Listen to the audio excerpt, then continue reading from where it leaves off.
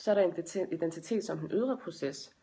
Og det siger lidt om, at en identitet ikke er noget, som skal findes hos det enkelte individ, men derimod noget, som forhandles afhængig af, hvilken kontekst man individ befinder sig i.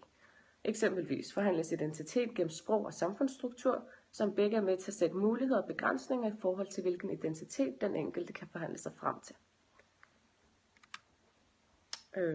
Så har vi også valgt at komme lidt ind på positionering i vores teoridel. Det har vi nemlig analyseret lidt på.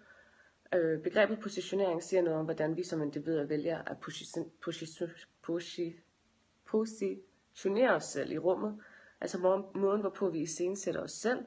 Ydermere kan man sige lidt om, at den mening, vi skaber med sproget, altid involverer en italesæt af os selv og vores relation til omgivelserne.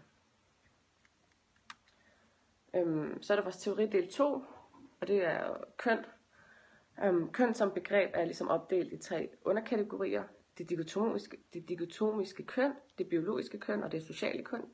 Det dikotomiske køn betyder egentlig oversat til modsætning. Altså betyder det, at man har nogle modsætninger. Når man snakker om køn, så snakker man modsætning, som i at være mand og kvinde. Så er der det biologiske køn. Det er det køn, man er født med. Er du født en pige? Har det afgjort dit køn? Er du født en dreng? Har det afgjort dit køn? Og så er der det sociale køn. Det er det, man føler sig som. Godt nok kan man være født pige, altså med udgangspunkt i det biologiske køn, men man føler sig måske ikke så pigeagtig, og omvendt med drenge.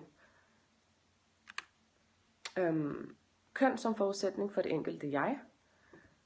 Vores køn, det tillægger os nogle værdier og forventninger og er medbestemmende for vores væremåde. Vi omtaler det også lidt som en sorteringsmekanisme, altså det der med at køn er med til at kunne forstå verden bedre. Køn er nærmere en forståelseskategori, der bruges til at sortere verden og derigennem forstå den lidt bedre.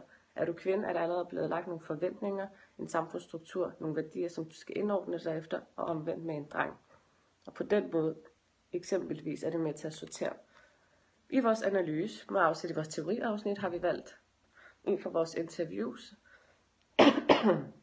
af elever i en 7. klasse, kommer os nærmere en forståelse af, hvordan eleverne spejler sig i hinanden, positionerer sig selv og opfatter sig selv som værende dreng eller pige, og om der er forskellige forståelser omkring det at være venner kvad sit køn. I den første del, som er identitetsdelen i analysen, der har vi taget et eksempel fra vores interviews. Hvad er venskab for dig? Eleven svarer følgende. Et godt forhold til nogle kammerater, og man kan sige hemmeligheder, for eksempel at bare være sammen og være sig selv. Det er vores optagelse nummer 2 med den første dreng.